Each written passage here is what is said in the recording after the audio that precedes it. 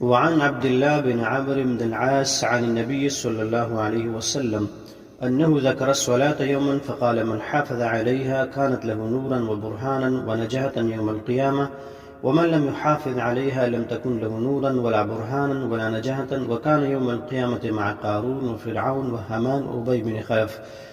په دې حدیث کې پیغمبر علیه السلام مبارک یو ورځ د مونځ ذکر وکړ. وی فرمایل که چېرې یو سړی د دې منځونو حفاظت کوي، مطلب دا دی چې دا منځونه کوي، 5 منځونه، نو دغه مونځ به د دې انسان دپاره په ورځ د قیامت باندې نورا یو رڼا وي، یو برهان یعنې یو دلیل به وي د دپاره، او نجات به وي په ورځ د قیامت باندې د جهنم نه.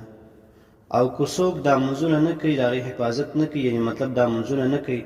نو نه به د دپاره به نه څه نور وي، نه به څه دلیل وي، او نه به د لره نجات وي د په ورځ د قیامت باندې. او د حشر به د قارون، د فرعون او د هامان او ابی بن خلف داسې غټو کافرو سره کېږي.